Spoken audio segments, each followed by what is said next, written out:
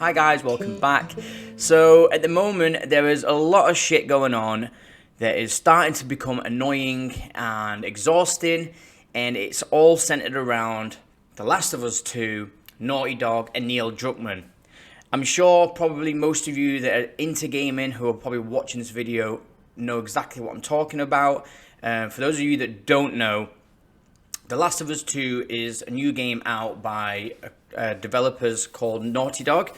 The director of this game is called Neil Druckmann. It's out on PlayStation. It's been a hugely anticipated game worldwide. For 7 years we've been waiting for this game to come out, and it's finally here, and the outcome of this game has been very mixed. It has divided so many people right down the middle. There's people that are giving it a 10 out of 10, a masterpiece of a game. And then there's people who are giving it 5 out of 10, even as low as 3 out of 10, like stupid ratings, which is fine. People have their own opinion. You can say whatever you like to say. You can have your own opinion. If you don't like something, you don't like it. And if you love it, you love it. It doesn't matter. There's certain films and games that I absolutely love that people despise. And that's just how life is. People like things and people don't. It's fine. We all have opinions. We all have different minds. That's what makes us all interesting and unique to each other, is that we all have a different viewpoint than each other. So, going back to the point of this video, at the moment there is people who are going so crazy about this game in such a negative way. People cannot stand this game. And not only can they not stand this game, they now are finding it in themselves to give abuse and even sending death threats to the director, the developers of the game, and even some of the actors who have portrayed some of the characters in the game. Like, how fucking stupid can you be to send death threats to an actress who's playing a character in a game? Like, she isn't that person in real life. She isn't that character. She's an actress being paid to act, which is her life, her dream. And she's living this dream, acting, doing these roles. And anybody would jump at this role to be this character, which is, for those of you who don't know, the character that I'm on about is a character named Abby, who is one of the confusing parts of this game, shall I say. She's a character in this game. She's also the villain in this game, but she's also someone who the game tries to make you sympathize with. This character has been so divisive for everybody because this is a huge spoiler for anyone who hasn't seen or played The Last of Us 2. Just go and watch it or play it or something before you carry on this video. This is a spoiler warning, alright? Very, very early on in the game, this character, Abby, kills Joel. Joel is one of the most beloved game characters of recent years, if not ever. People love him. I love him. Joel's an amazing character. I love playing as him in The Last of Us 1, and there was a lot more I kind of expected of his role in this game. But unfortunately, he gets murdered by this character called Abby very early on, in like the first 2 hours of this Last of Us 2 game, which has been the biggest issue for everybody. It seems like nobody can accept that he's been killed so early on, and I think a lot of it is down to how he was killed.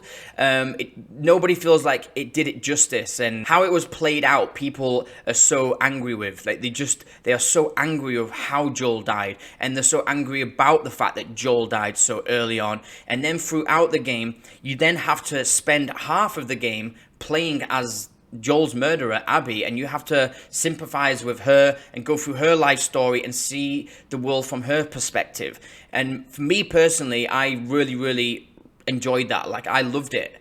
I thought it was a bold choice. I've never seen this happen before. It's something that I never expected. And yes, I did have my own issues with it. I didn't like how long it went on for. Like, they could have made that a lot shorter. But I really respected how they were trying to do something different and do something new. And they were taking big choices and big risks.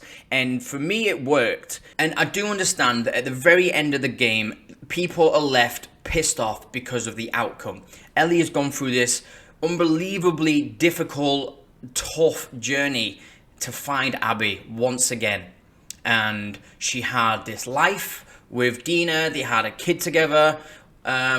They were living in this barn, they had all this land, they lived in this dream house, they had the dream life, especially in that world that they were living in. You can't ask for better than that. So I understand why people were even just like annoyed that she was even going back out to find Abby. I understand that. It's like, well, you've got everything, why? But the thing is that she wanted to do Joel justice. She made a promise to Tommy, and it's just a story in a game, you know? They just do decisions that probably wouldn't happen, but it's just a game. It's not real.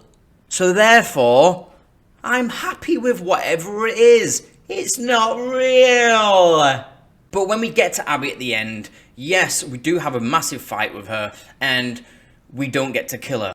So I understand that. I was a little bit confused, like, why wouldn't you kill her? Like, why not? But I also understood why you wouldn't also.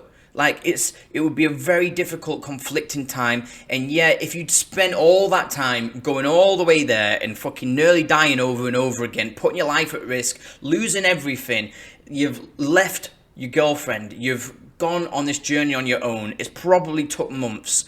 I don't know how long the whole time frame is, but like, you wouldn't go all the way there and to not actually kill her. Like, you've already murdered millions of people to get to her. Surely you just kill her. But the thing is, it's a game, and I just feel like that outcome for me, I was okay with. I probably would have preferred it if we did kill her, because it would be like, you'd feel like it's all justice is served, you fulfilled your promise, all this shit. But the fact that she let her go also made me feel like there was a bit of humanity in there. There's a little tiny touch still of humanity inside of Ellie. And she wasn't just a full, all-out murderous killer, which she basically is. So I get it, there are things that are divisive. But to me, at the end of the day, don't just fucking send death threats to people for making it. The woman who's played Abby is now getting death threats because people are so angry with her for portraying this character, which is the most ridiculous, stupid thing I've ever heard in my life. Like, there is just so many people out there that are just like, why would you send anyone death threats anyway? I don't understand that type of mentality. I think it's childish, and it's just completely ridiculous anyway. Like, she's an actress. What are you on about? But also, another huge point of why I'm doing this video is that people are getting so angry, like so angry, and becoming abusive and like offensive to the director and the developers of this game. Like, I just don't understand it at all. I can't get my head round why people take it upon themselves to be so difficult and abusive towards people for them creating something for other people to enjoy. Like, it's just a game. It is just a game. That's it. It's made for us to enjoy and to play. And yes, some people just don't enjoy the game, or whatever game, or movie, or whatever it is. People have different opinions. But the fact that people are getting so mad that they are now uploading their videos to their YouTube, who are just giving people abuse for it, directed to specifically Neil Druckmann, who is the director of The Last of Us 2. People are literally going in on him. And yes, I have seen two sides of the story. I know that Neil Druckmann, when the leaks first came out, he was doing everything he could to try and stop all these leaks from being exposed, trying to get these leaks on YouTube taken down, or wherever they were. I don't know exactly where the leaks came out on, but I know that he's attempted to get them all taken down, which you just would try and do that, because you just spent 7 years making a game that's close to your heart, and you've put your life and soul into this, and you have a full team, a studio who's been making this game alongside you for this long. It's probably been really tough at times and difficult, and I think they had a crunch period. I'm sure that they will have done, and they've put all this time and effort into it, and then I don't actually know why, because I did avoid it. I stayed away from the spoilers and the leaks, so I don't know how it came out or who leaked it, whether it was a pissed off employee, or I don't really remember exactly who did that. But I completely agree with the fact of you trying to get these leaks taken off the internet for the time being until the game's out, because it's going to completely affect the whole sales of your game and the response to the game before people have even played it, which it did. It completely changed people's view on the game before even playing it. I even see people on YouTube that I watch who have refused to play the game. They haven't played it. they've just watched or listened to everything about it and already hate it. Like, they hate it, but they haven't even played it. They haven't even picked the controller up and given it a go. It's just like, I'm not playing this game. It's shit. I disagree with all these choices. I'm not playing it, which is fine. Don't do that. But I just don't get it. It's just like, don't hate on it unless you've played it, and then make your decisions. But maybe I'm wrong. Maybe people just want to hate stuff, and maybe people are just different. I personally can't judge something until I've experienced it. So I just don't understand how you can sit there and just say that you hate something that you've never even tried or given a go to. So I don't know. It's just, for me, these are my views and these are my opinions. And you might disagree with it. Maybe you agree. I don't really know. And they did some false marketing things with the trailer of The Last of Us 2. They kind of showed that Joel returned in some sort of scene in The Last of Us 2 trailer, and it turned out to be a guy called Jesse. So they edited it to make you think that Joel was returning, but it was actually Joel had died. But they didn't want to show you that in the trailer because obviously everyone would have gone mad if they'd shown that. The thing is, this game, right? Whatever you say about it, whether you think that it's amazing or you think it's shit, it isn't a shit game. Do you know what I mean? It isn't a shite game. The gameplay and the graphics on their own are outstanding. Like, they're amazing. The gameplay is amazing. Like, how, if anyone says the gameplay is shit, then you're either lying or you're just being stubborn. Like, I can't accept from anyone who is saying, I don't know if there are, I'm pretty sure there are. I have seen some people and I have heard people who are saying that the gameplay isn't that good. But personally, me, all I can say is I don't understand that at all. The gameplay is amazing. It's so violent and brutal and aggressive, and just how it all like flows with each other, and like how the graphics are, the motion capture and the facial expressions, and just everything, the sound design, and just the whole thing is it's amazing. Like, they deserve so much credit just for that alone. I think the graphics alone are unbelievable. Like, they're so good that ever since I've been playing The Last of Us 2, after that, I can't seem to get into any more games because I don't know why. I was just so amazed by what I was seeing in The Last of Us 2 that now other games look shit. So there's two major things that you need to get right in a game. Gameplay, and I guess graphics aren't everything. No, they're not. But like, it really does help, especially in nowadays gaming. Like, we expect really high graphics, and this game has that. So it works for that part. Now, this is the part where people are divided. The story has its issues, and it has pacing problems, and it puts you in positions that you're uncomfortable with, that you actually don't want to be in. It makes you play as the villain and tries to make you understand her and be on her side. It did work for me. Like, it did. I did sympathize with her. I like the fact we got to see Abby's perspective. It makes you realize that everyone in this world is just trying to survive. And yes, there is bad people, but even good people have to be bad for them to be able to survive. And for them to get through in this world, they have to do bad things. So instead of you just having this girl who's a villain, who's like the evil person throughout the game, it puts you in her shoes to make you realize that, yeah, she isn't that good of a person, but she's had a difficult past. Her dad got killed, and we killed her dad in the previous game, in the first game. At the very end of The Last of Us 1, we are Joel, and we take Ellie to a hospital so that they can make a cure from her. And Joel finds out that they're going to kill her through this procedure that they're going to do, and he decides that he wants to save her. So we end up murdering fucking shitloads of people, and we murdered the actual doctor who was about to create a cure. So really, Joel is the villain. Really, as much as we love Joel's not a good guy. He's just murdered loads of people in a hospital who are trying to make the cure for the world. So like, that's how it is. Really, Joel is the villain. Joel isn't the good guy. But we got to spend time with Joel, and we love Joel, so we feel like he's the good guy, and we feel like we're the good guy. Even though we're going through and murdering millions of people, we still feel like we're the good guy. So when we come back to Abby, I liked that it showed you her perspective, and it made you realize what she went through and her journey leading up to Joel and why she killed Joel. And that was because Joel, one, murdered her dad, who was the guy who was going to bring the cure for the world.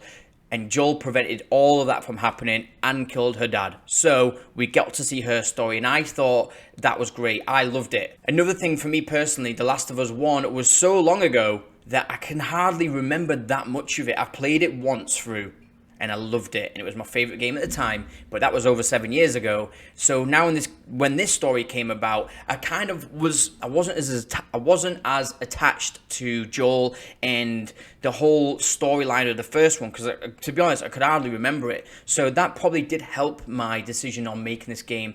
For me, I would say 9 out of 10. I would give it maybe an 8 out of 10. But I would still push it towards a 9 out of 10 because I had no problems with it. The only thing I had a problem with was the pacing of the game when you were Abby. There was just too much of it. Anyway, Neil Druckmann and the guys at Naughty Dog, they have made some groundbreaking games in the past. Like, the Uncharted games on its own are amazing. Like, Uncharted 4 is unbelievably good. The Last of Us 1 is amazing. All the Uncharteds were amazing, actually. I actually love Naughty Dog. I think it's probably one of my favorite game developers. Everybody loves Naughty Dog. And this time they've made some big narrative choices. They have took risks, and it is bold.